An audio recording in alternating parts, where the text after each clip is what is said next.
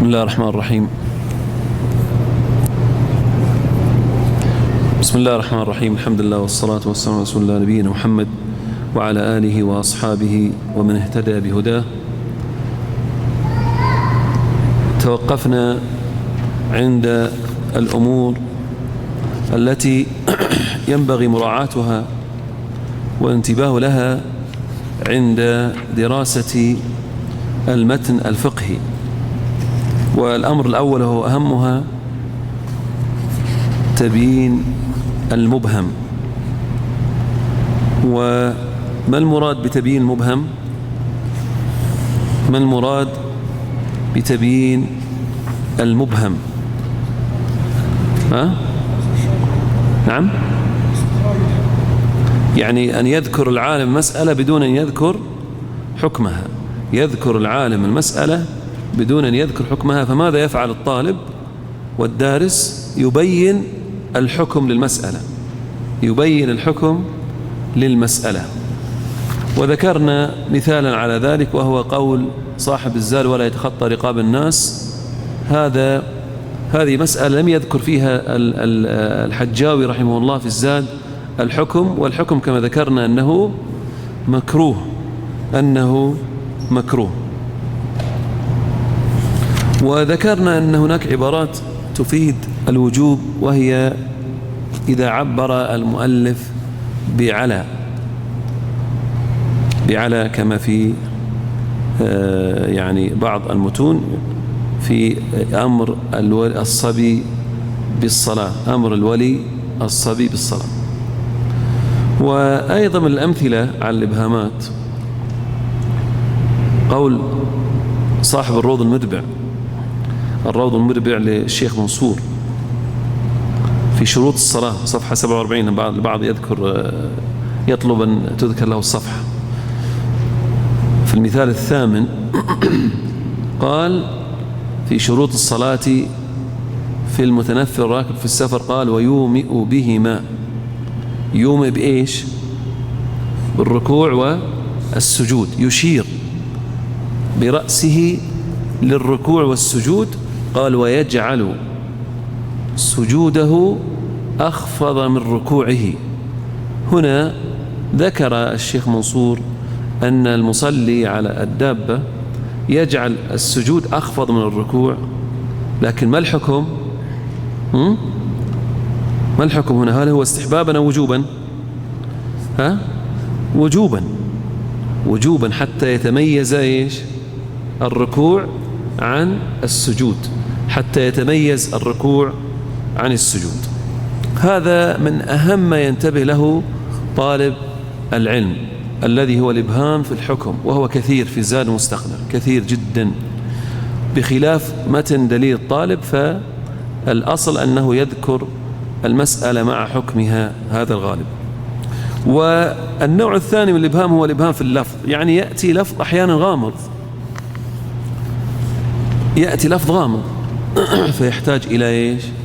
إلى تبيين. مثل ذكرت أنا مثال في صفحة 48: الضبة إلا ضبة يسيرة من فضة لحاجة، كما في زاد مستقنع. فالضبة هي ما يربط به بين طرفي المنكسر. ومثال ثاني أيضا قول صاحب الزاد في باب صفة الصلاة في التشهد: ويشير بسبابتها في تشهده. يشير هنا كلمة مبهمة، ما المراد بالإشارة هنا؟ ما المراد بالإشارة هنا؟ أن يرفعه. يعني التشهد الأصل أن الإنسان في المذهب يضع إصبعه هكذا مخفوضة، فإذا مر عليه لفظ الجلالة الله، لفظ الله، فإنه يرفعها ثم ينزلها. والمذهب أنها ترفع الأصبع عندنا في كما ذكرت تحت في 4 مواضع: التحيات لله ثم يخفض، والصلاة والطيبات لله، أشهد أن لا إله إلا الله يرفع، وأشهد أن محمدا عبده ورسوله، إلى الذي إذا متى ما مر عليك لفظ جلالة في التشهد خاصة فإنك ترفع إصبعك، وهي 4 مواضع ذكرتها في الحاشية: التحيات لله، الثاني رحمة الله، الثالث وعلى عباد الله، والرابع أشهد أن لا إله إلا الله. فكثير من طلاب العلم يعني، لأن الإشارة في التشهد هذه فيها خلاف كثير، يمكن فيها 4 أقوال أو 5 أقوال في كيفية الإشارة، متى يشير، هل هو للدعاء أثناء الدعاء، هل هو لذكر الله عز وجل كما مذهب الحنابلة. فالإبهامات كثيرة. أيضا من الإبهامات التي ذكرتها، يعني أحيانا يكون الإبهام في اللفظ مبهم.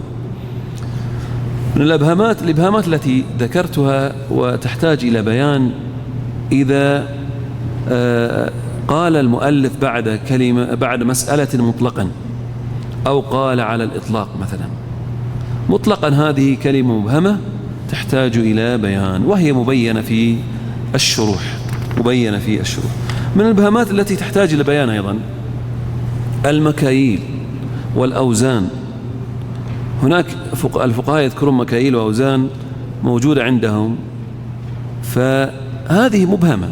يعني كثير من طلاب العلم يدرس هذه المكاييل والأوزان والمسافات أيضا، ولا يدري ايش معناها أصلا. مثل الصاع مثلا، الصاع كم كيلو؟ من المهم أن تعرف كم الصاع من كيلو. كم كيلو الصاع؟ كيلوين وإيش؟ و40 غرام. كيلوين و40 غرام، مو 400، ليست 400 وإنما 40 غراما. وهو رأي الشيخ محمد طبعا، وهذا ترجيح أيضا الشيخ عبد الله الغفيلي في كتاب فقه الزكاة، وهو أصلا الصحيح من مذهب يعني. وهل الصاع هل هو حجم أو ثقل؟ هو حجم. والنبي صلى الله عليه وسلم أمر أن تخرج زكاة الفطر صاعا من البر أو صاعا من التمر أو الحديث. هل الأصواع الآن موجودة؟ الأصواع ليست موجودة الآن في بلاد المسلمين، يعني ما نعرف أحدا من المسلمين يستخدم الأصواع. فماذا فعل الفقهاء من قدم؟ يعني يستعملونها إلى عهد قريب، لكنهم وهم يستعملونها حولوها من الحجم إلى إيش؟ الوزن، الثقل. لماذا؟ حتى تحفظ يقولون وتنتشر، لأن الثقل لا يتغير في كل زمان ومكان، بخلاف الأصواع فكانت تصنع بإيش؟ بالأيدي، وتختلف من يد إلى يد، بل تختلف من بلد إلى بلد. فالفقهاء حولوا هذه الأصواع إلى مثاقيل حتى تحفظ وتنتقل. كذلك الدينار، يمر معك الدينار والمثقال.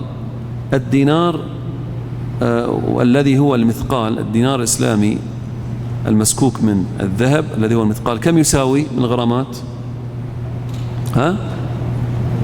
4 غرام وربع، وهو رأي الشيخ بن عثيمين أيضا. وهذا الذي يعني وجد في المتاحف الإسلامية، المتاحف في الغرب وغير الغرب، وجد أغلب الدنانير تزن 4 وربع غرام. هذا مهم جدا بالنسبة لطالب العلم، لأن الزكاة تجب إذا بلغت إيش؟ 20 مثقالا. 20 مثقال يعني كم غرام؟ كم غرام من 20 مثقال؟ 85 غرام. 85 غرام. فمن المهم أن تعرف وزن الدينار، وكذلك الدراهم. المسافات كالفرسخ مثلا، يقصر الصلاة في 4 فراسخ. أنا حولت عندكم تحت في الهامش البريد إلى فراسخ، والفرسخ يساوي 3 أميال. 3 أميال. والميل كم ذراع؟ 6000 ذراع. يعني مسافة القصر كم تكون؟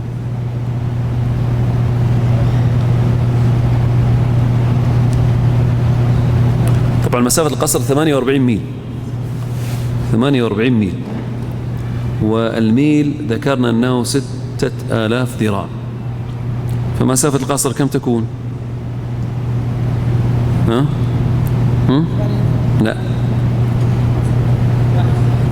لا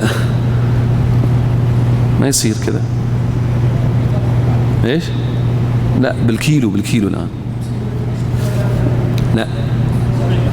لا للأسف غير مشهور، للأسف أنه غير مشهور. كم 100 وكم؟ لا أقل عاد شوي، 136 تقريبا. طيب واللي الآن يقدرونه 80 كيلو، شو الحل معهم؟ كيف كيف الآن فتاوى واللجنة الدائمة إيش؟ شلون؟ وصحيح إيش؟ ما أظن شيخ الإسلام. لا العرف، لا غير من قابل العرف. الشيخ ابن باز واللجنة الدائمة ليس عندهم العرف، يقدرون يحددون. الذي يقدر بال80 إلى 90 الآن يعد الميل 3500 ذراع، 3500، وهو رأي المالكية وليس رأي الحنابلة، وإن كان هو المشهور الآن عند الناس، هو رأي المالكية.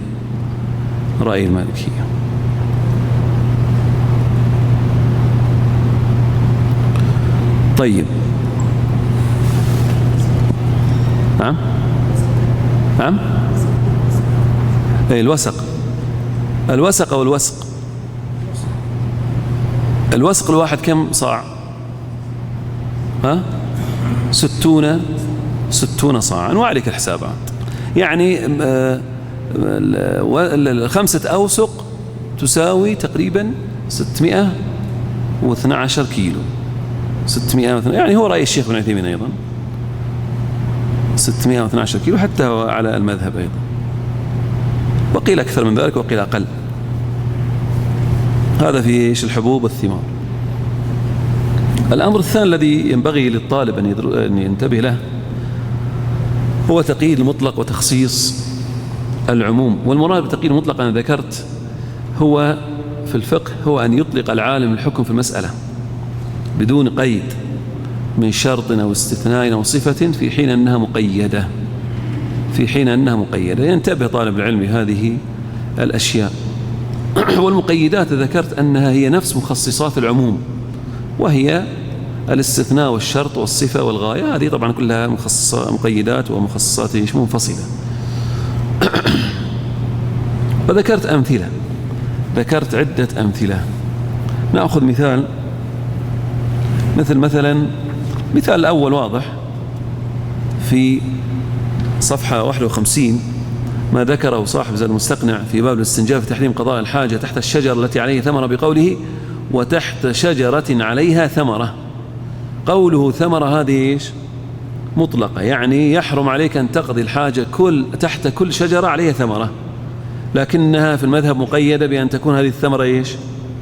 مقصودة يقصدها الناس. أما الثمرة التي لا يقصد الناس لا يحرم. فهذا قيد مهم جدا، وينبغي للطالب أن يتنبه له أثناء دراسة الفقه. أيضا المثال الثاني قول صاحب الزاد في باب المسح على الخفين، قال إذا لبس ذلك، يعني ما تقدم من الخفين ونحوهما والعمامة والخمار والجبيرة بعد كمال الطهارة. هذه كمال الطهارة مطلقة، بينما في المذهب مقيدة بكمال الطهارة بإيش؟ بالماء. يعني لو كان بالتيمم فإنه لا يمسح، لو تيمم ثم لبس خفيه أو لبس العمامة فإنه لا يمسح، لا بد أن تكون كمال الطهارة بالماء. هذه ينبغي أن تنتبه لها، وهذا هو الفقه، يعني هذا مهم جدا. أيضا عندنا في المثال الثامن صفحة 54 قول صاحب الزاد وعمدة الطالب في آخر الجنائز تسن زيارة القبور إلا لنساء.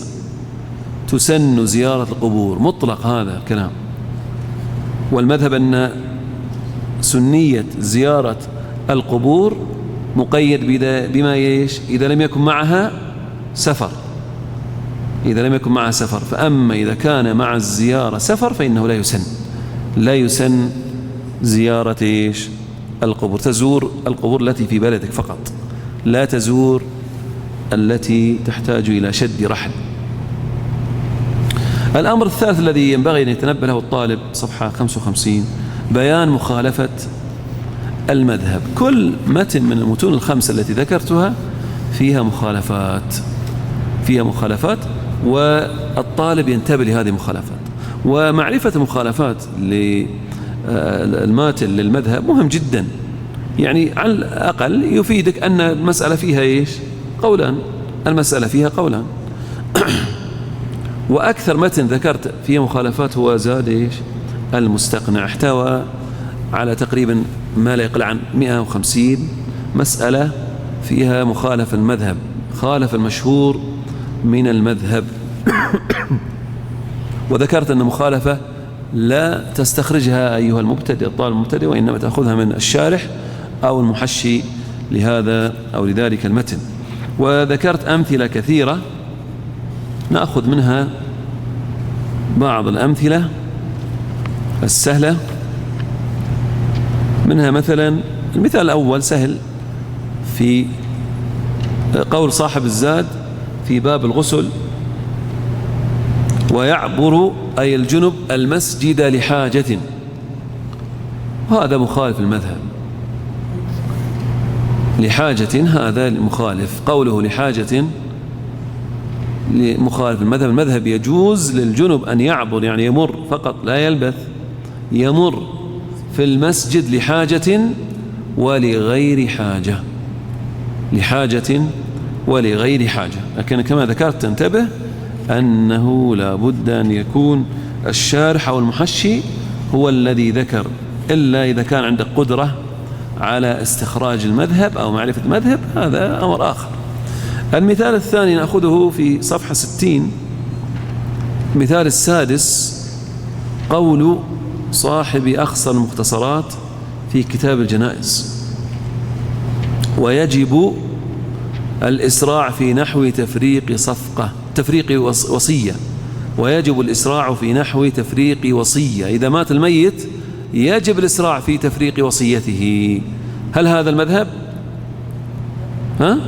المذهب أنه إيش؟ يستحب، يسن، لا يجب. هذه مخالفة. عندنا أيضا المثال الثامن قول صاحب كافي المبتدئ، وهو كتاب غير مشهور، طبعه الشيخ ناصر السلامة، حققه وأخرجه، وهو غير موجود في الأسواق على ما أعتقد، يعني نفذ من الأسواق.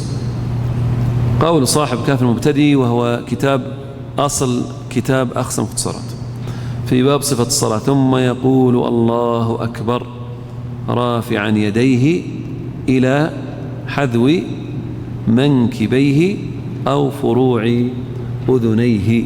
ما وجه المخالفة هنا؟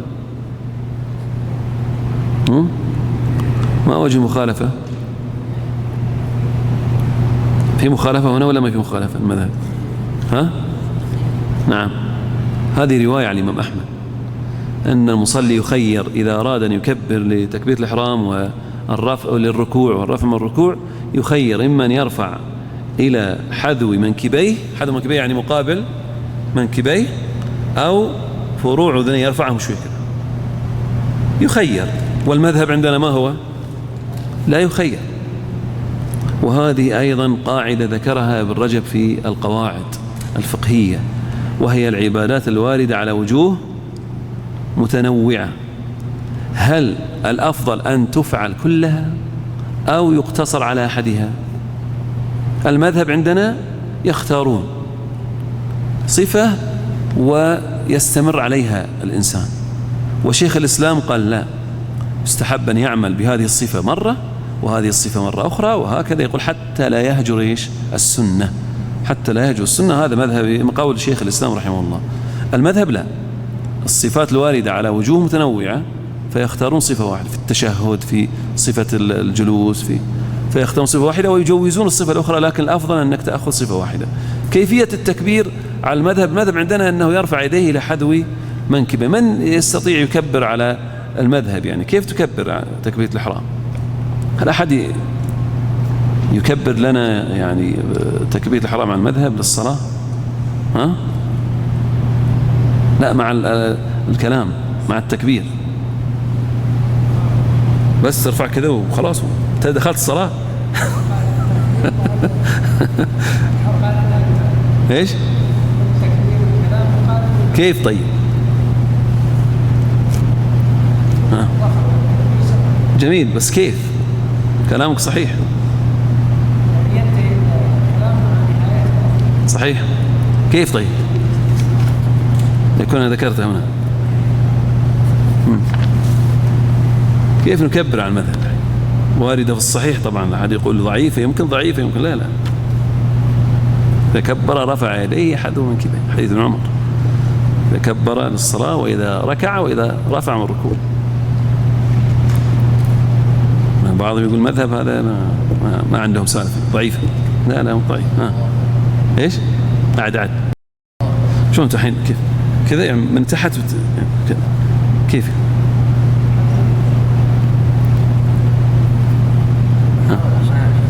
ها؟ صحيح. محاولة إجابة.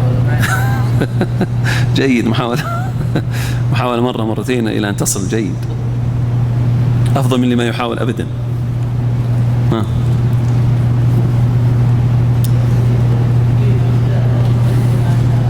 إيش؟ جميل. طيب سوي لي إياها شوف. طيب ممتاز، أنت جيد. يبدأ التكبير مع ابتداء الرفع وينتهي مع انتهاء الرفع، لكن أنت الآن ما سويت عن المذهب، يعني ما رفعت فوق، أنت الله يهديك سويت رأي الشافعية. يعني الشافعية يتوسط بين شوف، المفروض تكون أصابعك هذه مقابل المنكبين، حد المنكبين، يعني هكذا، يعني المفروض تقوم هكذا، يعني ما ترفع، انت ترافع شوي فوق. كيف؟ يلا سوي لنا نشوف. ايوه ما شاء الله عليك، هكذا. الله اكبر. لأن بعض الناس، كثير من الناس حتى الأئمة، يعني الله اكبر، هذه ليست المذهب، وايضا ما ورد في السنه. يعني التكبير اما ان يتفق الله اكبر، او تكبر وترفع، تكبر تقول التكبير وترفع. لكن أظن هذه الصفة الثانية ما قال بها أحد، كما قال ابن حجر، لم يقل بها أحد. في صفة ثالثة، ترفع ثم تكبر. أحسنت، ترفع، يعني ترفع ثم تقول الله أكبر. لكن المذهب عندنا الله، يعني يبدأ التكبير مع بداية الرفع وينتهي مع النهاية، ما ينتهي خافض، لا، الله أكبر.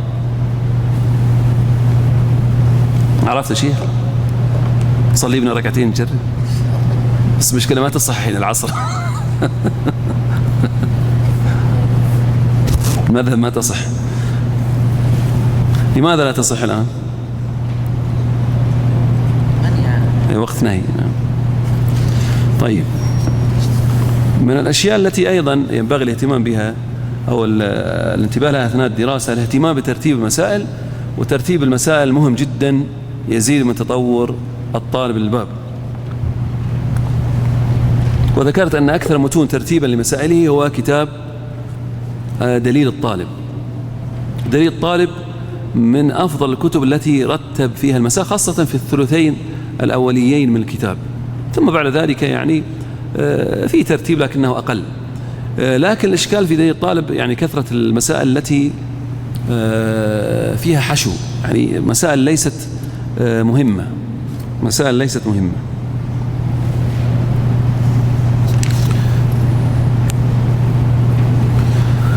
مثلا بعض الطلاب سألني، قال قبل بعد الظهر، قال أريد أن أحفظ التسهيل. كتاب التسهيل هو للشيخ البعلي، متوفى تقريبا 772 أو 77. كتاب جيد ومعتمد عند المرداوي، الطبقة المتوسطة، لكنه لا يصلح للحفظ. لماذا؟ لأنه لا يأتي بالكتب أو بالمسائل التي هي الأم في الباب. يعني زاد مستقنع أتى بمسائل عليها الكلام، فيها خلاف بين العلماء ويحتاجها طالب العلم. أما التسهيل لا، الدليل فيه مسائل كثيرة من هذا الشكل، يعني يأتي مسائل حشو لا، أو يأتي مثلا بمسألة ويذكر المفهوم ينطق به، المفهوم تتركه على الشارح. الشارح هو الذي يأتي بمفهوم مسألة، هو يأتي بمسألة ومفهومها بمنطوقها ومفهومها. لا، هذا من عيوب التصنيف. المتن مختصر، لا، تأتي بمسألة ومفهوم مقصود لك لكن لا تذكره، تجعل الشارح هو الذي ينتبه له ويذكره. لكن تميز دليل الطالب بالترتيب. الزاد للأسف أنه لم يرتب، غير مرتب، متعب جدا. وأنا أقول يا ليته مشى على ترتيب المقنع، لأنه اختصر المقنع. المقنع لو تقرؤونه مرتب جدا ومقسم وأحوال هو لا. اقرأوا مثلا كتاب، مثلا أنا ذكرت باب الفدية، عندكم المثال في الكتاب، باب الفدية في الزاد وباب الفدية في الدليل. انظروا بين يعني اقرأوا البابين وتعرفون الفرق، وكيف تترتب المسائل في ذهنك في الدليل أكثر من ترتيبها في الزاد. والأمر الخامس الذي ينبغي الاهتمام به هو الاهتمام بالحدود والضوابط. ستمر عليك أثناء دراسة الفقه ضوابط كثيرة جدا، ضوابط تستخرجها أنت، وأحيانا ينصون عليها يقولون لك والضابط كذا، فهذه ينبغي التنبه لها. وأنا ذكرت تقريبا 10 ضوابط بس ما فسرتها. ضابط المال القليل والكثير، يلا نسألكم الآن، ما هو ضابط المال القليل والكثير؟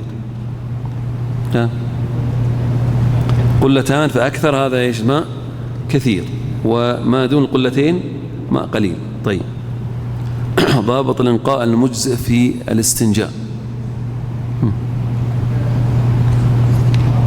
الاستجمار هو عود المحل، لا، ضابط يعني تستجمر حتى إيش؟ لكن في ضابط عندهم. أحسنت، حتى يبقى أثر لا يزيله إلا الماء، يبقى أثر لا يزيل الماء. لكن ضابط الاستنجاء بالماء ما هو؟ جيد، غلبة الظن، لكنهم يقولون يذكرون له ضابط معين. أحسنت، عود خشونة المحل، عود خشونة المحل. طيب، ضابط يقول اتركونا من ضابط الركوع المجزئ. ما هو الركوع المجزئ من القائم؟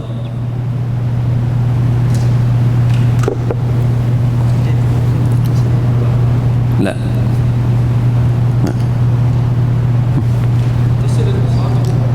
أحسنت، لا، أن يركع، هم يقولون كذا، أن يركع بحيث يتمكن الوسط في الخلقة من مس يديه بركبتيه، بحيث يتمكن الوسط في الخلقة من مس يديه بركبتيه. يعني لا يشترط أن يمس، لكن يركع إلى أن تنزل اليدين تقابل إيش؟ الركبتين، يضع مع الركبتين. وسط الخلقة، من هو وسط الخلقة؟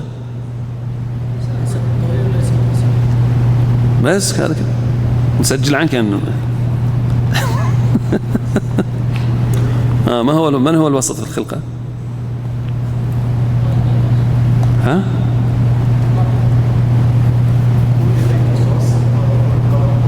كيف؟ حديث ذو اليدين، يعني حديث ذي اليدين.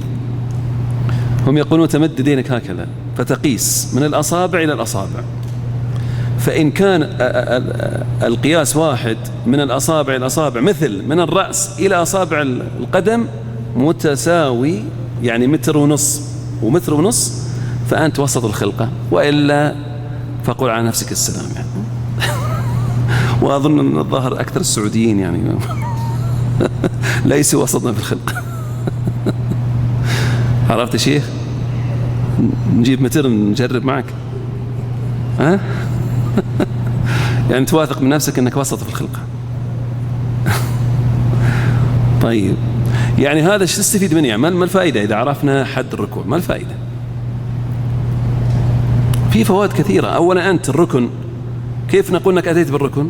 أنك انحنيت بقدر، لو جاك واحد انحنى وأوصل يديه إلى فخذيه فقط، ماذا نقول له؟ ترى لما ركعت أنت. طيب، دخلت المسجد والإمام راكع، متى تعتبر أنك أدركتها في الركوع؟ تعتبر مدركا للركوع معه إذا إيش؟ لم تزل يديه من ركبته. فإذا زالت خلاص انتهى، ما أدركتها في الركوع. ففيها فوائد كثيرة طبعا، الضوابط هذه فيها فوائد كثيرة. طيب، ضابط المكيل والموزون ذكرت أنا قبل ذلك أن المكيل يقدر بإيش؟ بالحجم والوزن بالثقل. طيب أنا أسألكم الآن عن المكيلات والموزونات. الزيت مكيل أو موزون؟ موزون. لأن مشكلتنا ما نستخدم لا كيلو. الموزون خلي مكيل والمكين خلي موزون. عندنا انتكاسة يعني في الاستخدام الآن في المجتمع.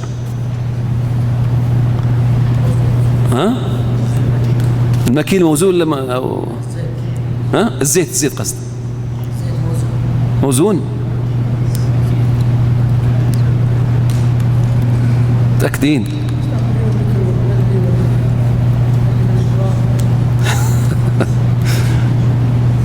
هو حتى نقرب الصورة، المكيلات الغالب يقولون يشال منها ويوضع في الصامت، يشال ويوضع. فالزيت مكيل أو موزون؟ مكيل. طيب الحديد موزون، الحديد موزون.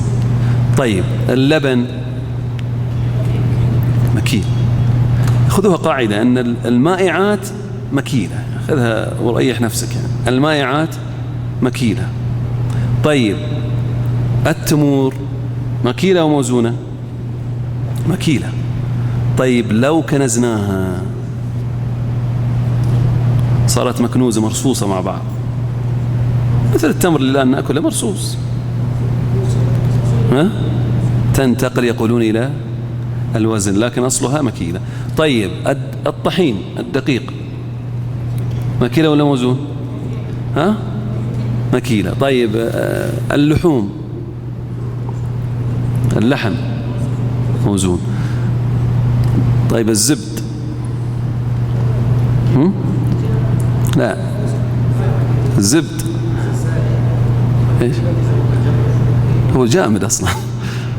الزبد يكون موزون. نعم يكون موزون. طيب البرتقال إن قلت مكيل خطأ، إن قلت موزون خطأ. معدود. لكن احنا الآن نبيع بإيش؟ بالكيلو، يعني الوزن.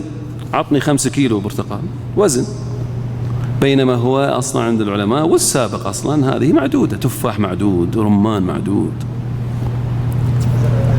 إيش؟ معدود يعني عطني 10 حبات 5 حبات بكذا بجنيه مثلا. اي سبحان الله. فاحنا عندنا الآن يعني الآن إذا مثلا بتشتري طحين، الآن الأكياس هذه مكتوب عليها 1 كيلو 2 كيلو، هذا وزن. بينما الفقهاء هذا عندهم ايش؟ مكيل مقدر بالحجم غير مقدر بالوزن. هذه طبعا نستفيد فيها منها في ايش؟ في البيع بالتماثل. الموزون ما يجوز بيعه إلا وزنا، والمكيل لا يجوز بيعه إلا كيلا، ما يجوز. طيب المثلي والقيمي، ما رأيكم في المثلي والقيمي؟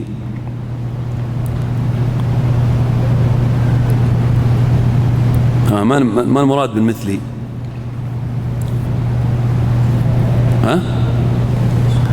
وما الفائدة من معرفة المثلي والقيمي أصلا؟ ما وش نستفيد يعني؟ ايش؟ في الضمان. أحسنت.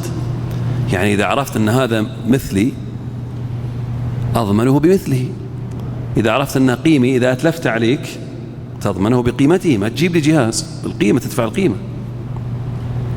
فما هو المكيل المثلي وما هو القيمي؟ هذه مسألة تتكرر. وين؟ تبدأ من باب الربا، ثم الرهن والقرض والغصب أيضا قدام، تتكرر عليك في الإتلافات، في القروض، في الربا، مثلي وقيمي. هذا فائدة معرفة ودراسة الفقه. ما هو المثلي وما هو القيمي؟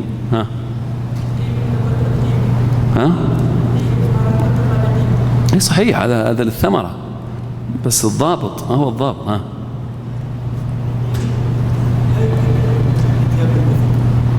صحيح، لكن ما هو كيف تعرف؟ لا بالضابط حتى نعرف منه القيمي والمثلي. المثلي هم يقولون كل مكيل وموزون لا صناعة فيه مباحة ويجوز السلام فيه.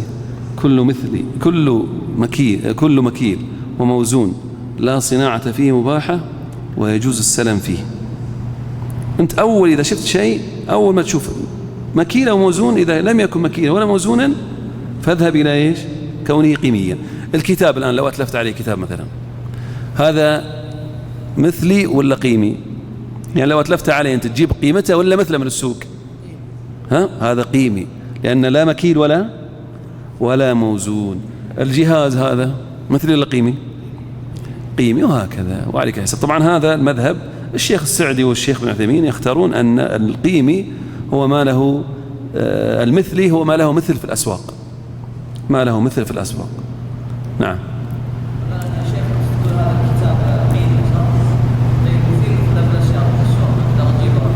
لا، تعطيني قيمة إلا إذا اتفقنا هذا شيء ثاني. إذا اتفقنا أنك تجيب لي نفس الكتاب هذا ما في مشكلة، لكنه في الأصل يضمن أتلفت على مثلا شخص سيارة، السيارة قيمية ولا مثلية؟ هل هي مكيلة ولا موزونة؟ قيمية، هذه السيارة قيمية. وهكذا هذه ضوابط تحتاج لها في دراسة الفقه. الأمر السادس الذي ينبغي الاهتمام به هو الاهتمام بأدلة المسائل. والحنابلة الحمد لله يعني كتبهم مشحونة ومليئة بذكر الأدلة، لا يتعنى من أراد دليل المسألة أو تعليلا. وذكرت من أفضل الكتب التي اعتنت بأدلة المسائل، ذكرت منار السبيل، وكذلك الممتع شرح المقنع للتنوخي، هذا حققه الشيخ عبد الملك ابن دهيش رحمه الله، وهو كتاب بديع جدا، لا يذكر مسألة بما فيها من الروايات إلا يذكر لها الدليل والتعليل. ومن أفضل الكتب التي اعتنت بذكر أدلة المذهب هو كتاب شرح شيخ الإسلام رحمه الله لعمدة الفقه للموفق. هل هو مكتمل أو غير مكتمل؟ غير مكتمل، فقط العبادات، والزكاة أيضا مفقود. الزكاة والصلاة جزء من الصلاة كبير جدا مفقود، وهو من أفضل الشروح في المذهب، من أفضل الشروح. يعني الصيام ذكر فيه، الصيام طبعا أقصر كتاب في العبادات الصيام، ذكر فيه 1000 دليل. الصيام لوحده فقط 1000 دليل، حتى المحقق تعب مسكين، ما استطاع يخرج بعض الآثار، ما يجدها. وهذا يقولون ألف شيخ الإسلام وهو صغير، يعني ذكر أدلة وآثار ويستطرد استطراد عجيب، يحتقر الإنسان نفسه إذا قرأ مثل هذه الكتب، ويعني يتبين له البون الشاسع بينه وبين هؤلاء الأئمة. نعم، كيف؟ والله الآن أفضل طبعا تقريبا طلعت الشيخ علي العمران جيدة، لكن فيه الصيام شخص آخر محقق من قبل، ما أدري والله ما اسمه، لكنه جيد أفضل من العمران، يعني طبعا تخريج جيد ممتاز. لكنه الغريب الميزة في الشيخ علي العمران أنه مطلع على كتب الشيخ الإسلام وابن القيم، يعني إذا أتى برأي شيخ الإسلام وابن القيم برأي يقول ورجع له عنه في كتاب كذا، ويعدد لك 4 كتب مثلا راجع عنها ابن القيم، راجع عن هذا الرأي في كتاب كذا وكذا وكذا. هذا ميزة لا يعني توجد في غير الشيخ علي العمران. طبع في الآن في 5 مجلدات، علي العمران طبع كل الكتب، وإلا هو يعني محقق متفرق. الشيخ صالح الحسن حقق المناسك، والصيام حققه ما أدري والله منه، والصلاة الشيخ خادم شيقح جزء من الصلاة، والطهارة أيضا ما أدري نسيت، مطبوع قديما لكن الآن طبع طبعة جديدة متميزة. فهذا الكتاب يعني لابد أن الإنسان يقف عليه، لكن لا يقف عليه ابتداء، أن شيخ الإسلام كلامه كثير ويحتاج إلى لملمة الكلام يعني فوق المستوى كما يقولون. ذكرت أمثلة على أدلة لمسائل فقهية، ذكرت تقريبا 5 أمثلة.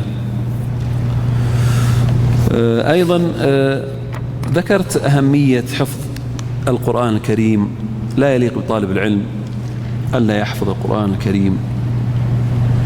كيف يريد الإنسان أن يحفظ مسائل كثيرة في الفقه وهو لا يحفظ كلام الله عز وجل؟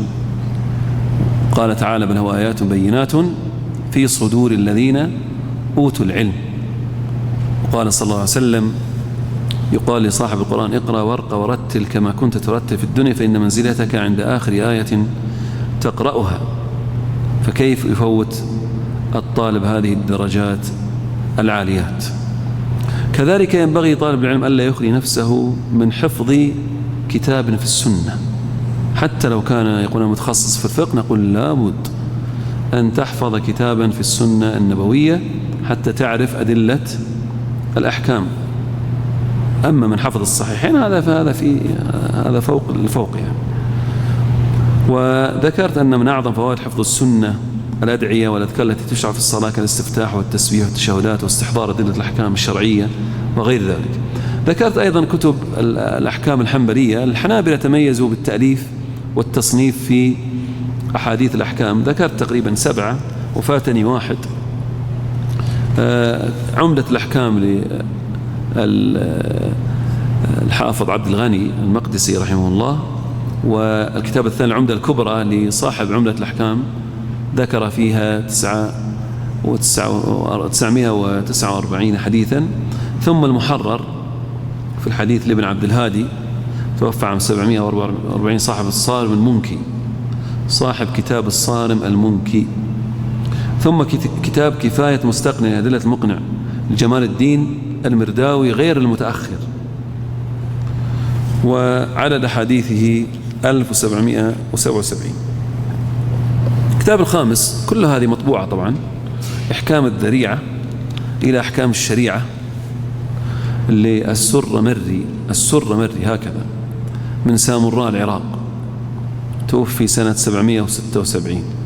ثم كتاب المنتقى في الأحكام الشرعية من كلام سيد البرية صلى الله عليه وسلم وعلى آله مطهرين وصحبه الراشدين وسلم تسليما لمجد الدين أبي البركات المتوفى سنة 652، واحتوى على 4000 حديث، وهو من أعظم الكتب كتب أحاديث الأحكام.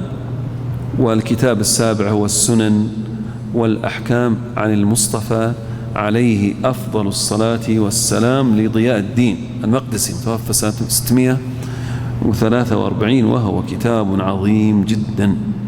عدد أحاديثه 6397 حديث، كتاب كبير جدا. الحج فقط ذكر فيه 800 حديث. الحج ذكر فيه يعني البلوغ، إذا كان البلوغ 1400 فالحج في هذا الكتاب فقط 800 حديث، وهو كتاب مطبوع لكن أظنه نافذ من الأسواق.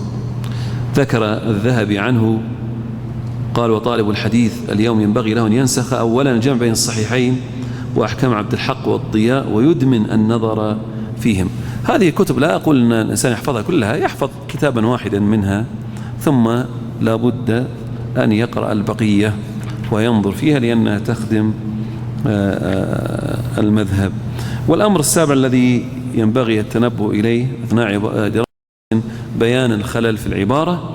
والمراد عندكم هنا صفحة 72 بالخلل في العبارة أن يعبر العالم في مختصره عن المسألة بعبارة لا تفي بكل المقصود من تلك المسألة.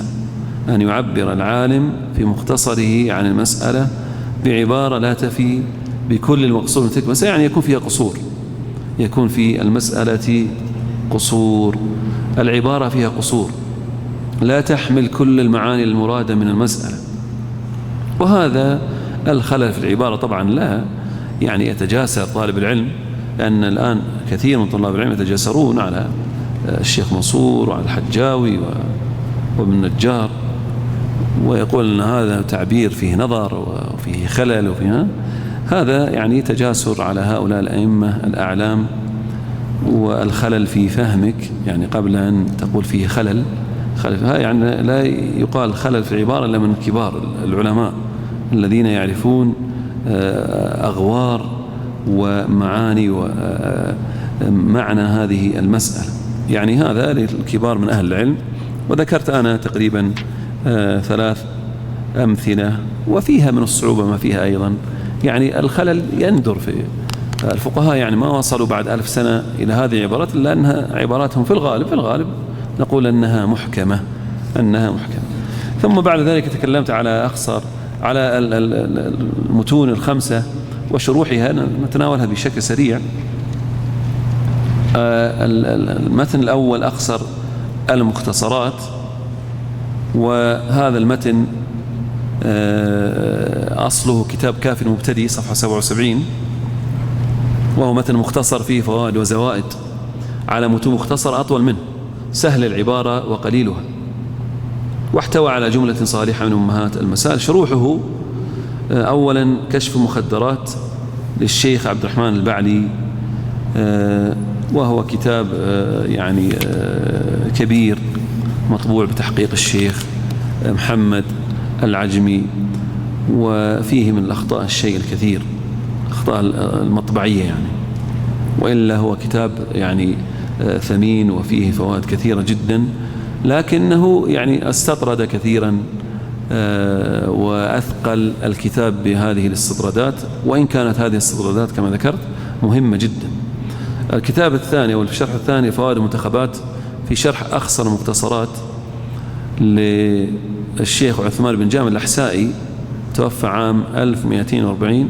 هذا يعني رتب ما جاء في شرح المنتهى على أخصر المختصرات، وطبع بتحقيق الشيخ برجس عبد السلام برجس رحمه الله، ويعني ليس بذلك الأهمية لكنه تميز يعني ببيان المخالفات في المذهب، وإلا هو بالضبط يعني هو شرح المنتهى البهوتي، فالذي يريد أن يقرأ في شرح المنتهى، لكن إذا احتاج إنسان لشرح الأخصر يمر عليه بشكل سريع. الثالث حاشية على أخصر المختصرات، وهي المشهورة عند الناس، وهي حاشية الشيخ عبد القادر بن بدران رحمه الله، توفى عام 1346. يقول الشيخ بكر وزيري: وهي حاشية نفيسة اعتنى فيها بذكر بعض النوازل الفقهية مخرجا لها على المذهب. في الحقيقة أنها يعني يمكن نازلتين فقط، لا ذكر لا الصيد بالرصاص، وهذا الذي يذكر فقط. نوازل فقهية مخرجة يعني قليلة جدا، هي حاشية يسيرة توضح بعض ألفاظ المختصر. المتن الثاني هو عمدة الطالب لشيخ المذهب وشارحه العلامة منصور البهوتي المصري رحمه الله، توفى عام 1051. ألفه يعني قبل أن يموت ب5 أشهر تقريبا، يعني هو خلاصة عمره رحمه الله. وتميز بذكر الأدعية المشروعة، الذي يحفظ جميع الأدعية المشروعة في العبادات. أيضا تميز باستدراكه على يعني كل ما فيه كلام في الزاد عدله في عمدة الطالب، ولكنه مع ذلك تابعه في بعض المسائل، تقريبا 4 أو 5 مسائل تابعه وخالف المذهب فيها، لكنها 5 مسائل قليلة بالنسبة لمخالفة الزاد 150. فالقيود التي أهملها الزاد أتى بها، الشروط ذكرها، فكل ما انتقد فيه على الزاد أصلحه في العمدة. ومع ذلك يعني مسائله أقل من مسائل زاد المستقنع. وحقق رسالة ماجستير الشيخ أحمد السبهان، ويعني ذكر تقريبا 500 زيادة على الزاد، وهي تصل إلى 1000 تقريبا. حققه أيضا الشيخ مطلق الجاسر، وطبع مؤخرا في أسفار الكويتية، وهي طبعة جيدة، طبعة متميزة. شروح العمدة هداية الراغب لشرح عمدة الطالب الشيخ عثمان. والشيخ عثمان رحمه الله يعني حرر شرحه في العبادات فقط، ثم في المعاملات يعني لم يعني يفعل فيه كما فعل في العبادات، ثم في آخر كتاب مشى يعني على الروض المربع أبد، يعني بالضبط كأنه يأتي بعبارة الروض المربع ويضعها على كتاب عمدة الطالب. كتاب عمدة الطالب. هداية الراغب مطبوع طبعات كثيرة لكنها رديئة، من آخرها طبعة الشيخ عبد الله التركي في 3 مجلدات، وطبعت معها حاشية على الشرح للشيخ أحمد بن عوض. أحمد بن عوض هذا من علماء الحنابلة في القرن ال12، وهي حاشية نفيسة جدا لو تمت، لكن للأسف توقف في أول الصلاة، يعني ما كتب حاشية إلا في كتاب الطهارة وأول الصلاة فقط، والباقي أهمله ولا يوجد فيه أي كلمة. وهي أيضا الطبعة هذه فيها ما فيها من الأخطاء، لكنها أقل من طبعة حسني مخلوف ودار محمد، وكلها طبعات تجارية في الغالب، وإلى الآن الكتاب لم يخدم ويحتاج إلى تحقيق. الشرح الثاني شرح الشيخ خالد مشيقح لعمدة الطالب، وهو شرح مبسط ليس بالطويل ولا بالقصير، صور فيه الشيخ المسائل وذكر أدلة المسائل، وذكر فيه فروقا قلما تجدها في غيره، وهو موجود في الشبكة العنكبوتية. المتن الثالث دليل الطالب للشيخ مرعي بن يوسف الكرمي، متوفى سنة 1033. هذا الكتاب من أفضل الكتب ترتيبا، إلا أنه رحمه الله خلى من بعض الأبواب المهمة جدا، مثل كتاب المواقيت في الحج، مواقيت الزمانية، المواقيت المكانية ما ذكرها، وهذا شيء غريب جدا. كيف ما تذكر كتاب المواقيت؟ وذكرها حتى في أقسام وقت الصلاة.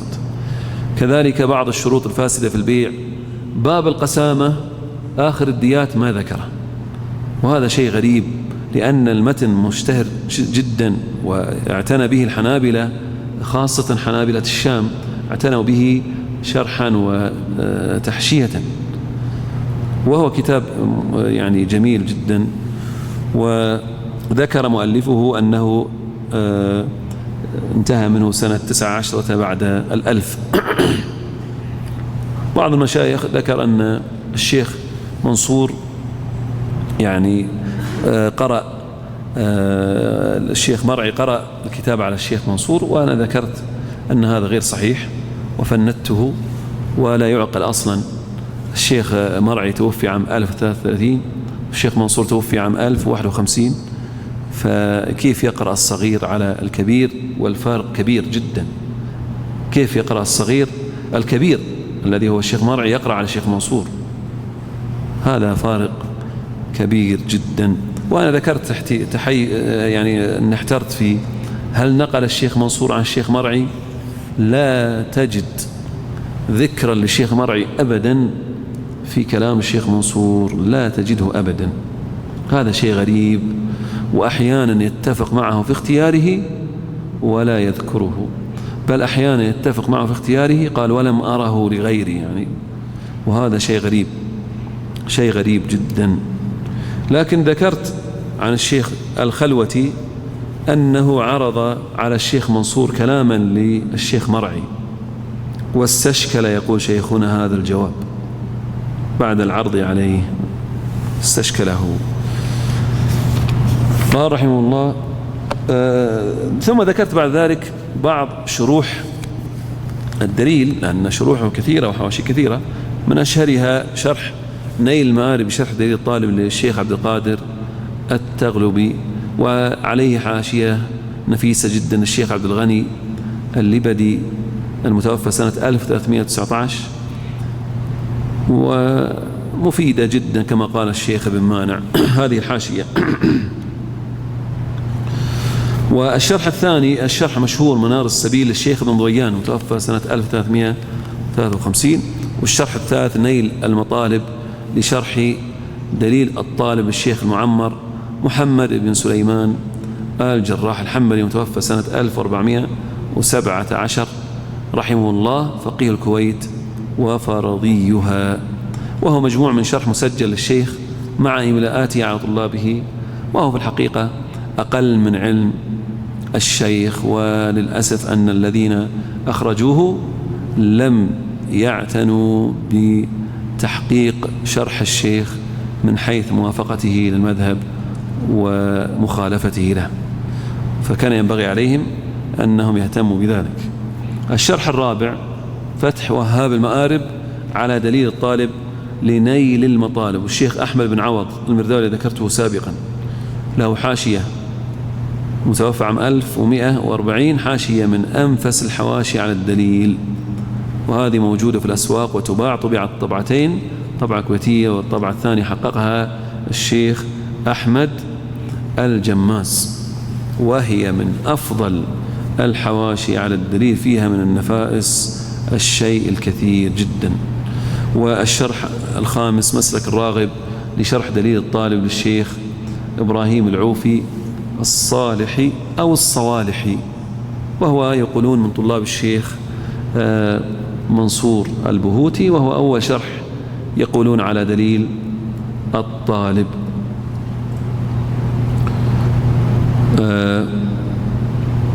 الشرح السادس شرح دليل الطالب لنيل المطالب الشيخ عبد الله المقدسي، توفى عام 1091، وصل فيه إلى باب قتال البغاة من كتاب الحدود، وشرحه شرح موجز للعبارات، وحقق في 3 مجلدات بتحقيق الشيخ أحمد الجماز حفظه الله.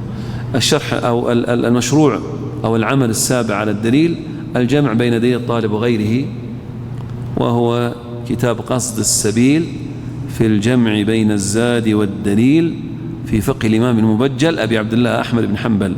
في أحد منكم رأى هذا الكتاب؟ رأيته؟ هذا كتاب مطبوع من تقريبا 10 سنوات. في أحد منكم رأى؟ هذا جمع بين الزاد والدليل، فيها أعرف من يحفظه، هناك طلاب في المدينة يحفظون هذا الكتاب. الشيخ حامد، هذا حامد يقولون طبيب، وجمع بين الكتابين، يعني اعتمد متن الدليل ثم أتى بزيادات الزاد. ثم ذكرت كافي المبتدي للشيخ ابن بلبان صاحب أقصى مختصرات، وذكرت له شرحا واحدا فقط، وهو الروض الندي، شرح كافي المبتدي للشيخ أحمد البعلي، وهو شرح متوسط، دمج شرحه بالمتن مع ذكر بعض القيود والتنبيهات التي تحتاجها مسائله، وينبه أحيانا على مخالفات المذهب،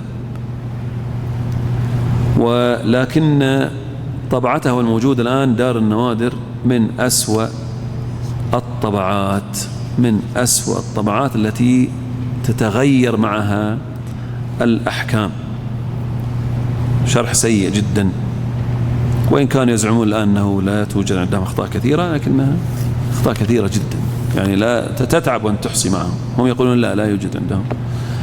الكتاب الخامس زاد المستقنع في اختصار المقنع، وهو للشيخ الحجاوي المشهور، المتوفى عام 968، ألفه قبل أن يموت بسنتين، فرغ من تأليف سنة 966، وهو من أفضل متون المختصرة. لماذا؟ لأن مؤلفه هو العمدة في المذهب والحجاوي. كذلك مما يزيده قوة أن الذي شرحه من؟ الشيخ منصور شارح كتب المذهب، ولذلك لا تجد شرحا، هذا شيء غريب، 300 سنة لا تجد شرح على الزاد المستقنع، حتى أتى عصرنا وشرح، والحمد لله أن شرحها الشيخ محمد كما سنشير إليه. ومسائله كثيرة، وهو يعني لكن كما ذكرت المسائل المخالفة للزاد كثيرة، للمذهب كثيرة، وذكرت من ذكر هذه المخالفات، منهم الشيخ علي الهندي الحائلي المتوفى سنة 1419، ذكر 32 مسألة. الشيخ العسكر حقق الكتاب وزاد على المخالفات 3 مسائل فقط. الشيخ سلطان العيد أيضا في كتابه المدخل إلى دراسة الزاد المستقنع وهو كتاب مهم جدا ذكر 100 مسألة خالف فيها الحجاوي المذهب ومنهم الشيخ محمد الهبدان في تحقيقه لكتاب الزاد ذكر أيضا المواطن التي خالف فيها الحجاوي المذهب، وحقق في رسالتين ماجستير في كلية الشريعة من الشيخين، أذكر أحدهم الشيخ فهد الكثير أو الكثيري أرسل رسالته لي، ولكنه للأسف مشوا على يعني منهج وضعته الكلية، وهذا المنهج مخالف للمذهب يعني ذكر مسائل مخالفة وهي ليست مخالفة، والمسائل المخالفة لم يذكرها لأنها لم تتمشى مع المنهج الذي وضعوه القسم، وناقشت صاحبه وقال تعلل بهذا، يعني هم مجبر مرغم. تميز الزاد أيضا بذكر الصفات العبادات كلها مذكورة فيه بخلاف الدليل. الدليل الذي يحفظ الدليل ما فيه لا صفة صلاة ولا صفة وضوء ولا صفة حج ولا، أما الزاد لا يذكر صفة الصلاة، صفة الحج، صفة الوضوء، صفة صلاة الجنازة. اللي يحفظه يتعبد الله عز وجل. بعض شروحه وحواشيه الروض المربع، وثانيا الشرح الممتع على زاد المستقنع، وهو من أفضل الشروح المعاصرة للشيخ العلامة محمد العثيمين رحمه الله، توفى سنة 1421 هجري.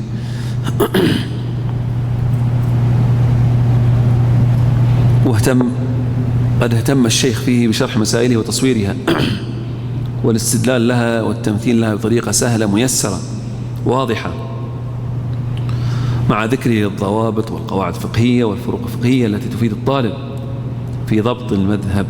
وذكرت أن الله عز وجل بارك في هذا الشرح حتى انتشر واشتهر عند القاصي والداني، بل حتى عند المخالفين للشيخ في الاعتقاد يعظمون هذا الكتاب وهو الشرح الممتع.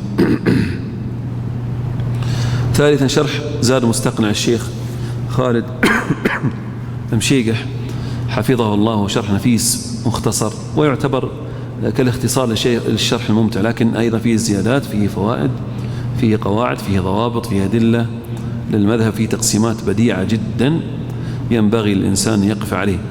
ورابعا شرح كتاب زاد مستقنع للشيخ حمد الحائلي، وهو كتاب يعني أكثر فيه الشيخ من الأمثلة، ولا يخفاكم الآن الشروح كثيرة للزاد منها شرح الشيخ محمد مجابر، ومنها شرح أيضا الشيخ سعد الحجري كذا ولا الحجري، فتح الحاء، أي حفظه الله. والحمد لله أتى أحد المشايخ اليوم لي بنسخة حتى ننظر فيه ونعرف منهج الشيخ فيه، هل تقيد بالمذهب أو لم يتقيد، هل في كم مجلد؟ 4 مجلدات 5 مجلدات. ايش رايك فيه يا شيخ؟ شكلك انت مقرب من الشيخ، ها؟ وشلون وضع الشرح؟ جيد، ها؟ يأتي بالأدلة زين. نأخذ نسخة هدية منك ولا نكتفي أني ما رأيته في السوق، أنا شفتها في صورة. والطالب العلم لا يكون أيضا أجنبيا في فني. بعض الناس يقول احنا خلاص أنا قرأت الزاد والروض لا، تابع حتى الجديد، اقرأ، اطلع، انظر، لا تستهن بأحد أبدا حتى لو كان أصغر منك، أقل منك علما، أكثر منك علما، استفد. نعم شيء. التعليق المقنع على زاد المستقنع أيضا متميز، وطبع في مجلدين أولا ثم في 3 مجلدات. نعم طبعوه على نفقة الجربوع. جيد ممتاز، وخرج عن المذهب في بعض المواطن، لكنه للمبتدئ جيد، يعني يوضح الزاد بشكل مختصر. وتواصل معي المؤلف حفظه الله جيد، وأنا عندي الطبعة القديمة طبعا، ما رأيت الطبعة الجديدة. الروض المربع أو الروض المتبع شرح زاد مستقنع الشيخ منصور البهوتي رحمه الله، وهو شارح كتب المذهب بلا منازع، هذا لا أحد ينازعه أبدا. ما في أحد ينازع الشيخ منصور في شرح كتب المذهب. والشيخ منصور هو الذي شرح أولا، بدأ أول ما شرح قيل إيش؟ الزاد، فرغ منه سنة 43,000. طبعا قبل شرح الزاد كتب حاشيتين على المنتهى، انتهى منها في عام 1036، والإقناع كتب عليه حاشية لكن لا أذكر متى انتهى منها، موجود هنا. يعني حش على أكبر كتابين في المذهب، ثم شرح زاد المستقنع، ثم شرح الإقناع، ثم شرح المفردات، مفردات 1000 بيت. ثم قبل أن يموت ب3 سنوات شرع في شرح المنتهى وانتهى منه رحمه الله. ثم قبل أن يموت ألف لنا عمدة الطالب، وهذه كتب مليئة بالفوائد، يعجز الإنسان أن يحصي فوائدها، ولكنها مغفول عنها، وطبعاتها كثير منها رديئة، إلا كشاف القناع التي طبعته وزارة العدل، وستعيد إن شاء الله طباعته مرة أخرى، وعندهم لجنة معينة الآن غير اللجنة الأولى طبعا في إعادة النظر فيه. يعني أيضا يعني نتمنى يطبع أيضا شرح المنتهى للشيخ منصور. وأنا ذكرت بحثت في ترجمته لأتعرف على محفوظات الشيخ رحمه الله في الفقه، فلم أجد شيئا، والحقيقة ذكرت أنه يحفظ كل شيء، حتى إنه يربط بين مسائل في بابين مختلفين بعيدين بطريقة عجيبة فريدة. يعني وطء الحائض ذكر في الإقناع وطء الحائض في كتاب الطهارة أنه كبيرة، ثم قال الشيخ منصور وسيأتي في كتاب الشهادات وهو في المجلد 15 أنه ليس بكبيرة. شوف كيف يعني كأنها ما شاء الله موسوعة شاملة. يقول سيأتي، هو المؤلف الحجاوي ذكر في موضع أنه كبيرة، والموضع الثاني ليس بكبيرة، يقول وطء الحائض. شوف كيف. أو أحيانا يتكلم عن مسألة في القرض قال ويأتي في القضاء أنه كذا، ماشي على رواية أخرى. سبحان الله. الإقناع لوحده 4 مجلدات، الإقناع لوحده 4 مجلدات. كيف القدرة الهائلة هذه تستحضر أماكن المسألة وتستحضر الخلاف. يعني الإشكال في الإقناع أيضا، وذكرته هنا، أنه يأتي في مسألة واحدة يذكر لها حكمين في مكانين مختلفين. هنا مثلا رد الهدية يقول في كتاب الزكاة يحرم، وفي كتاب الهبة قال يكره. من الذي تصدى لمثل هذه الأمور؟ الشيخ منصور تصدى لها، ولا تجد أحد غيره. يعني ما في، يعني الذي يقرأ في كتبه ينظر للدقائق والفوائد العظيمة التي لا تشعر بها إذا لم تعلم عنه. تقول هذا شرح عادي، لا مو بشرح عادي، ليس شرح عادي أبدا. ذكر طبعا تواريخ فراغه من مصنفاته. يقول قلت وكتاب الروض المرمي من أفضل شروح الزاد. ثم قال في مقدمته قال أما بعد فهذا شرح لطيف على مختصر مقنع، إلى أن قال رحمه الله يبين حقائقه ويوضح معانيه ودقائقه مع ضم قيود يتعين التنبيه عليها وفوائد يحتاج إليها مع العجز، يقول عن نفسه أنه عاجز، وعدم الأهلية لسلوك تلك المسالك. كل مقدماته ترى التواضع فيها ينضح منها، متواضع، وأنه ليس عنده شيء ولا علم، لأن غيره ما تطرق لهذا الكتاب فهذا متعب له، سنذكره إن شاء الله. يقول مع العجز وعدم الأهلية لسلوك تلك المسالك، لكن ضرورة كونه لم يشرح اقتضت ذلك، والله المسؤول بفضل أن ينفع به كما نفع بأصله. ينظر إلى تواضع العلماء مهما زادوا في العلم المنزلة، ما في عندهم، ما ينظر لأنفسهم شيء أبدا، هضم النفس. بعض ما كتب على الروض المربح حواشي كثيرة، حاشية الشيخ ابن فيروز الأحسائي، وهي من أفضل في الحقيقة أفضل الحواشي، وصل فيها إلى كتاب الشركة فقط ما أتمها. ثانيا حاشية الشيخ عبد الله العنقري توفى سنة 1373 فرغ فيها جميع حاشية الفيروز. ابن فيروز حاشيته كلها موجودة في حاشية العنقري، ولها طبعتان. الطبعة القديمة مكتبة الرياض هذه سيئة جدا، 3 مجلدات، طبعت مؤخرا بتحقيق الشيخ أحمد الجماس في 7 مجلدات، وهي من أنفس الطبعات، وفيها زيادات بقدر الثلث على الطبعة الأولى. فيها نفائس كبيرة جدا من كتب غير مطبوعة. ثالثا تقريرات لسماحة الشيخ محمد بن إبراهيم آل الشيخ على بعض مسائل الزاد والروض المربع من الطهارة الإقرار، جمعها من دروس الشيخ وفتواه الشيخ محمد بن قاسم، وفيها من الفوائد النفائس ما يتعجب منه. رابعا حاشية الشيخ ابن قاسم رحمه الله، وهذه مشهورة نفيسة مفيدة للطالب المبتدئ وتنفع المنتهي، ذكر فيها نقولات مطولة في اللغة والخلاف. ثم ذكرت بعد ذلك تتمة كتب المذهب، بقية المتون مختصرة في المذهب. بعد أن تقرأ هذه الكتب متقدمة، هناك كتب ينبغي المرور عليها، منها بداية العابد، كفاية الزاهد، وكفاية الزاهد في الفقه على مذهب الإمام أحمد محمد الشيخ عبد الرحمن البعلي صاحب كشف المخدرات. ثانيا مختصر في فقه الإمام أحمد لأبي بكر خقير، وهو مثل لطيف أملاه مؤلفه على أحد تلاميذه، تميز باعتماد متن منتهى كما ذكر ذلك محققه، لكني أنا بالنسبة لي يعني لا أوافق المحقق على هذا القول. وقد عمل الشيخ محمد فوزان الكويتي مقارنة بينه وبين أخصر مختصرات، وانتهى إلى نتائج، منها أن مسائل الأخصر أكثر مسائل مختصر خقير، ومنها أن الأخصر مقدوم من حيث الشروح وليس كذلك مختصر خقير. طبعا مختصر خقير الآن شرح الشيخ سعد الشثري ومطبوع، وأنا الآن أشرحه أيضا في الأحسن، وما بعد ننتهي منه. ومنها قال ترجيح مختصر خقير على أخصر مختصرات جودة عباراته وترتيبه لأن أصله مثل المنتهى، وقد قيل بأن مختصر أنا كل هذه فندتها، ليس مختصر من المنتهى ولا للمنتهى، هو مختصر للمنتهى نعم، لكن مختصر للمنتهى هذا فيه نظر، ليس مختصرا للمنتهى أبدا. وثم ظهر مؤخرا طبعا الشيخ بكر بوزيد قال عن مختصر خقير،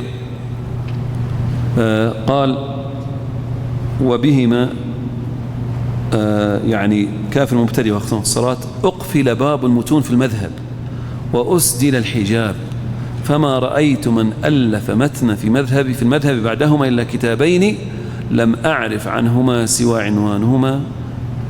عنوانهما، هما مختصر في فقه الإمام أحمد أبي بكر خقير المكي، أصله طبعا هندي هذا رحمه الله، ومختصر في الفقه لابن بلهيد، هذه ما رأيته، هذا ما رأيته أبدا، عبد الله بن سليمان. وقد أنا ذكرت أنه وجد في متن في المذهب للشيخ عبد الله الزاحم من المدينة، أستاذ في كلية الشريعة والجامعة الإسلامية، وكتاب الكفاية حرره من عدة متون معتمدة، وهي كافي المبتدئ وأقصى مختصرات ودليل الطالب وعمدة الطالب مختصر خقير، وهو متن جيد محرر لاعتمادي على مختصرات محررة، وقد تابع فيه مؤلفه الإقناع في أكثر مسائله الخلافية، جزى الله مؤلفه خير. فرغ من سنة 1430 شرحه شرح مختصر بتبيين عباراته، ثم الآن يشرحه شرح مطول ببيان الأدلة. ثم ذكرت قراءة شروح المتون الأربعة، لا بد أن تقرأ وتمر على كشف مخدرات، وهداية الراغب شرح عمدة الطالب، ونيل المآرب للتغلبي شرح هداية الطالب، والروض الندي شرح كافي المبتدئ الشيخ البعلي. ثم ذكرت في المطلب الثالث قراءة كتب الشيخ عبد الرحمن السعدي رحمه الله الفقهية كلها. أنا أنصح بقراءة جميع كتب الشيخ كلها بلا استثناء، أي كتاب يعني خذه ولا يعني تسأل عن سعره كما يقولون، اقرأ كتب الشيخ بن سعدي رحمه الله، كلها كتب متميزة نفيسة فيها فوائد. الكتاب الأول إرشاد أولي البصائر، هو المشهور بالكتاب الإرشاد، لكن اسمه الكامل إرشاد أولي البصائر والألباب لنيل الفقه بأقرب الطرق وأيسر الأسباب. ألف كتابه هذا طريقة السؤال والجواب في غالب أبواب الفقه، مبتدئا بالطهارة وخاتما له بالإقرار، حرر المذهب تحرير عالم متقن، وإن كان يرجح ما يراه راجحا، وقد ضمن بعض أبوابه فروقا بين الفروع الفقهية.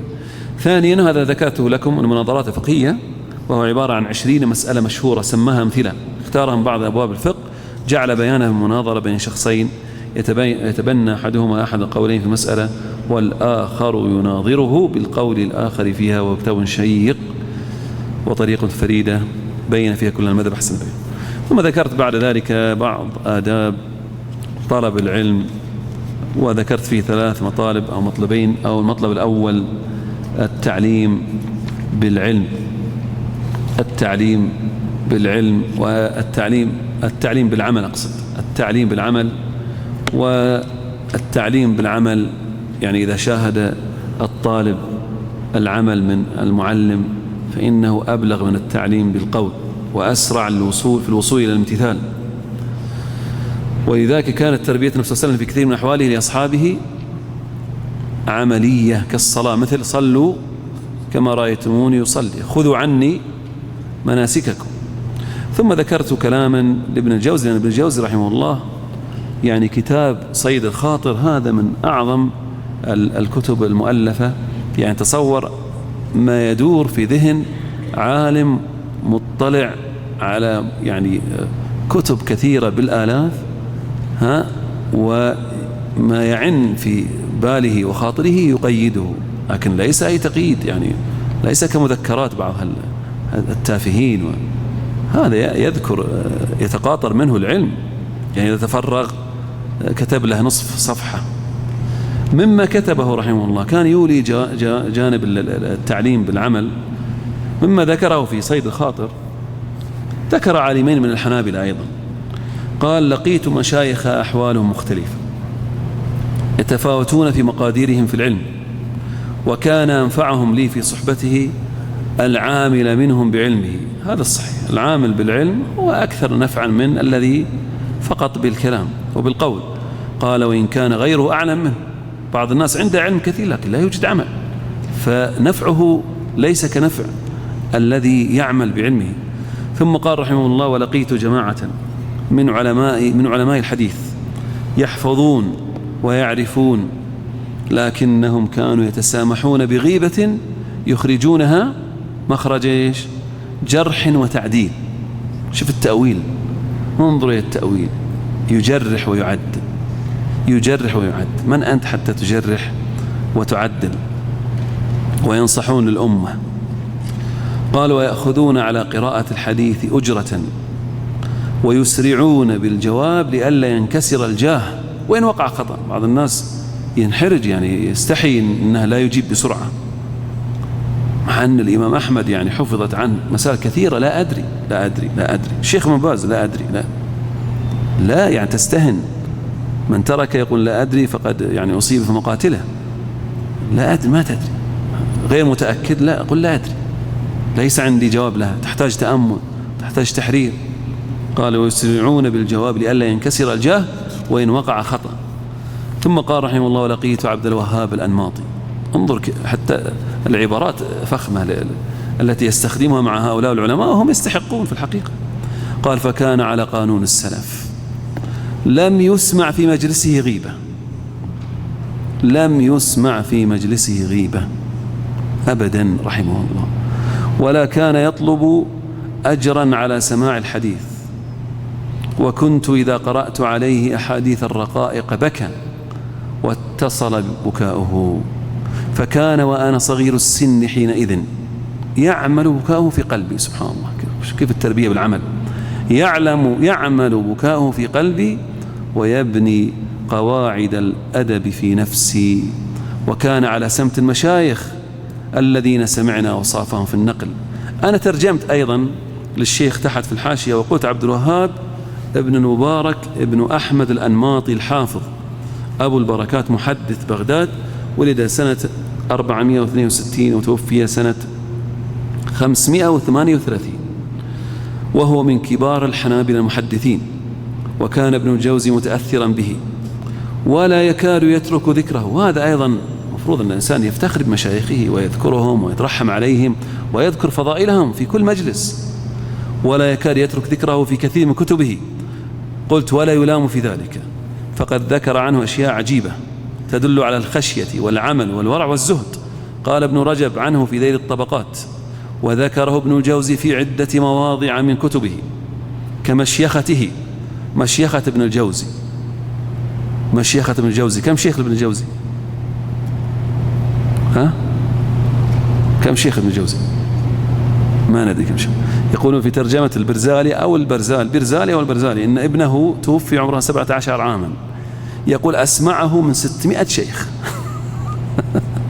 وهو البرزالي هذا مع شيخ الإسلام يعني. ابن الجوزي قبله، ابن الجوزي توفي سنة 597 قبل البرزالي يعني. هذا البرزالي هذا الإمام خير الدين البرزالي محدث، أنا ما أعرف هو بكسر الباء ولا يقولون أسمع ابن هذا توفي يعني 3 أولاد، منهم ابن هذا أكبرهم 17 سنة تقريبا، أسمعه من 600 شيخ. يعني الآن لو تنفض البلد الواحد ما تجد 20 شيخ، 600 شيخ. يعني هو الإمام البرزالي كم سمع من كم شيخ؟ مشكلة، هذه مشكلة. يقول كمشيخته، ألف كتاب في مشيخته ابن الجوزي. اليوم لو تطلب منا نألف مشايخنا ما في شيء. لا يوجد. قال وطبقات الأصحاب مختصرة، ألف طبقات الأصحاب الحنابلة مختصرة،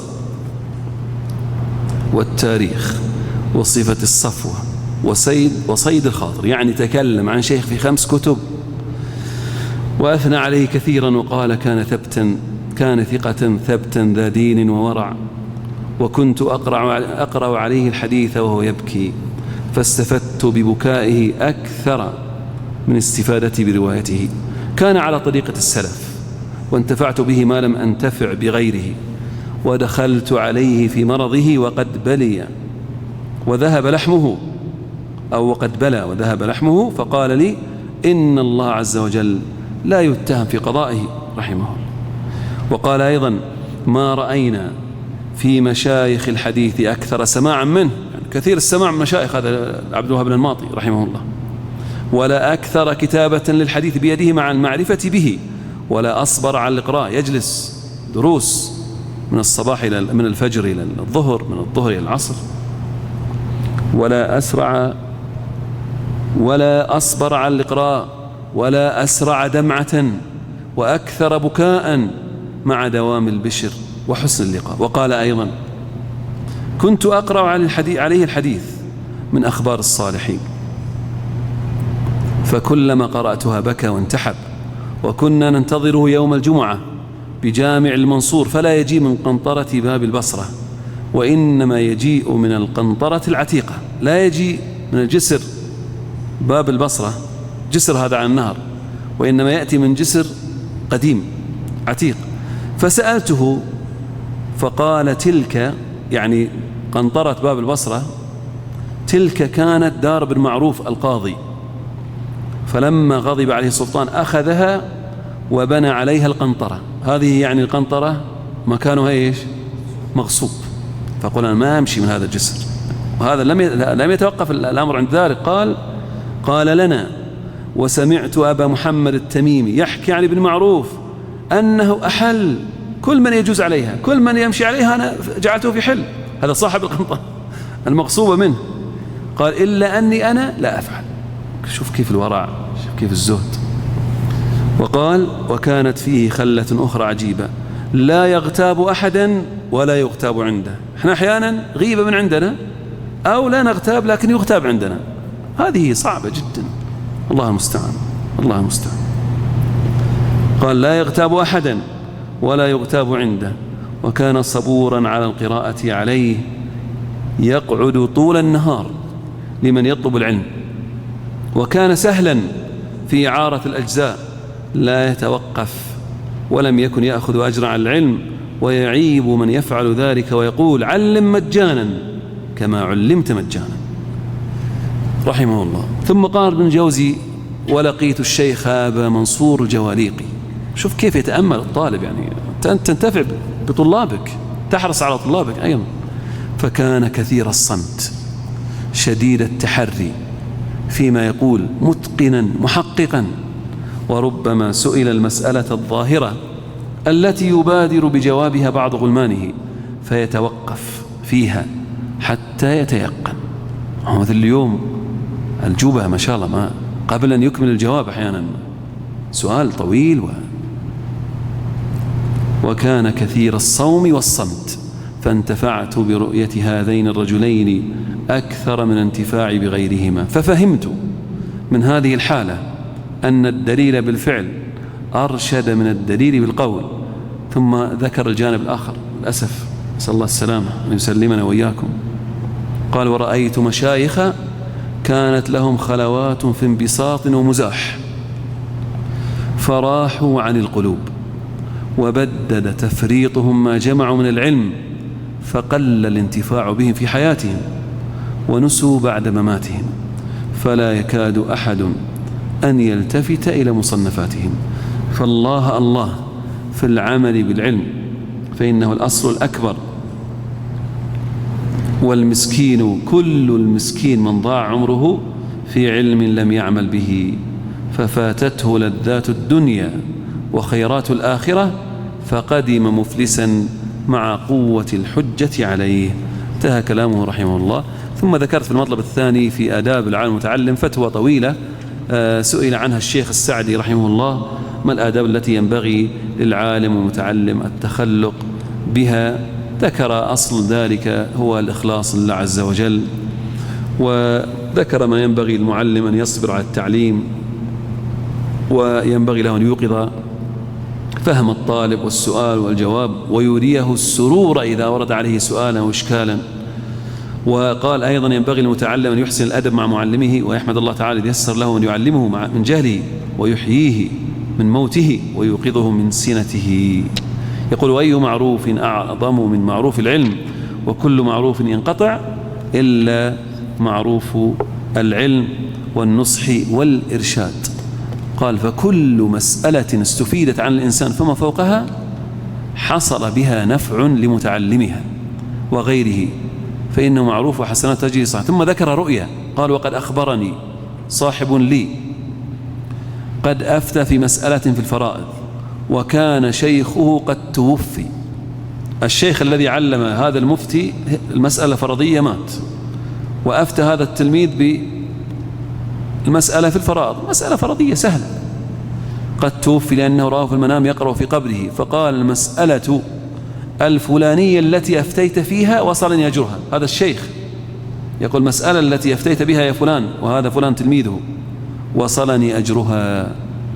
وهذا معروف في الشرع: من سن سنة حسنة فله أجرها وأجر من عمل بها يوم القيامة. وينبغي أي المتعلم أن يلطف بالسؤال ويرفق بمعلمه، ولا يسهل في حالة ضجر أو ملل أو غضب.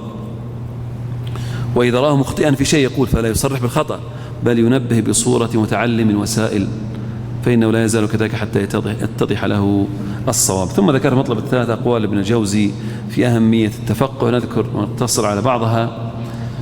قال رحمه الله: وكم رأينا مبرزا في علم القرآن أو في الحديث أو في التفسير أو في اللغة لا يعرف مع الشيخوخة معظم أحكام الشرع، وربما جهل عامل ما ينويه في صلاته، على أنه ينبغي الفقيه ألا يكون أجنبيا عن باقي العلوم، فإنه لا يكون فقيها، بل يأخذ من كل علم بحظ ثم يتوفر على الفقه، فإن عز الدنيا والآخرة. وقال أيضا: الفقه عليه مدار العلوم، فإن اتسع الزمان للتزيد من العلم فليكن من الفقه، فإنه الأنفع. وقال أيضا: وأما ما أردت شرحه لك، فإن الشاب المبتدئ طلب العلم ينبغي له أن يأخذ من كل علم طرفا، ويجعل علم الفقه الأهم. ثم ذكرت المطلب الرابع بعض آفات الاشتغال بالعلم، واختصرت على كلام الشيخ أحمد بن عوض في حاشيته عن هداية الراغب. قال رحمه الله: واعلم أن الاشتغال بالعلم له آفات كثيرة، عد منها في الحقيقة الوثوق بالزمن المستقبل. كثير من الطلاب يثق بالزمن المستقبل، يقول: ما حضرت الدرس اليوم بحضر بكرة، ما حضرت اليوم بستمع له في الشريط في اليوتيوب، وثوق بالزمن المستقبل، فيترك التعلم حالا. إذ اليوم في التعلم والتعليم، حتى بعض الناس ما يعلم، عنده علم لا يعلم، يقول تو الناس ما بعد نتقن، ما حتى يمضي عليه العمر ولم يبلغ شيئا. إذ اليوم في التعلم والتعليم، اليوم أنت نشيط تستطيع تعلم فعلم، في التعلم والتعليم أفضل من غد وأفضل منه أمسه، والإنسان كلما كبرت عوائقه، ومنها الوثوق بالذكاء. بعض الناس ذكي يقول ما يحتاج أحفظ متن، ما يحتاج أقرأ هذا الكتاب، أنا الحمد لله فهيم وأفهم بسرعة. أبدا، لا تثق.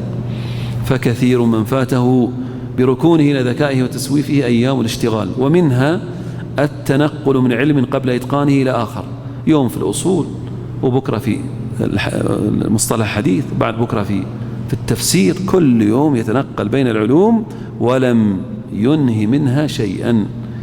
التنقل من علم قبل إتقانه إلى آخر، ومن شيخ إلى آخر قبل إتقان ما بدأ عليه، يبدأ مع هذا حتى يصل إلى مثلا صفة الصلاة ثم يتركه ويذهب شيخ آخر ويبدأ معه حتى الزكاة مثلا، وهكذا.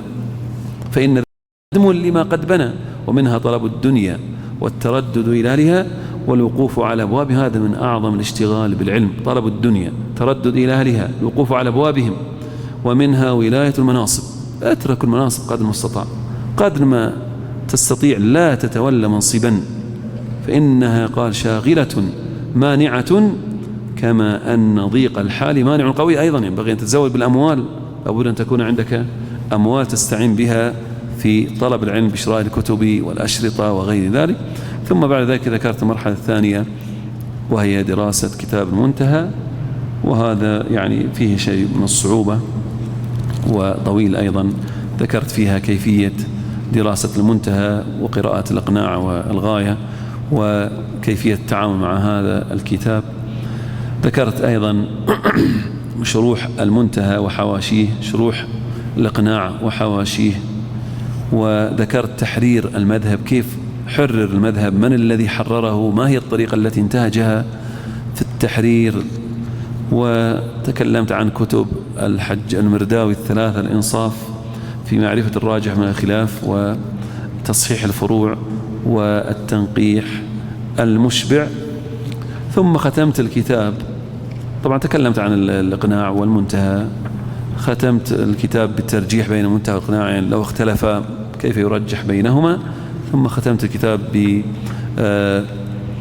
بمسائل أو مكانة شيخ الإسلام رحمه الله في مذهب الحنابلة. وذكرت في صفحة 231 قلت لقد تبوأ شيخ الإسلام رحمه الله في مذهب الحنابلة منزلة عالية، وقد كان مفخرة المذهب ولؤلؤته النفيسة وجوهرته الثمينة وذهبه الصافي ونهره المتدفق الجاري.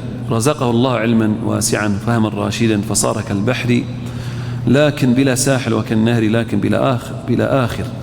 ولم يزل الحنابلة رحمه الله ينهلون من علمه ويستنيرون برأيه. كتبه من أقواله مليئة ومن اختياراته مشحونة ثقيلة، ولو رفعت أقواله من كتب الحنابلة لآض كثير من صفحاتها بيضاء نقية ليس فيها شيء.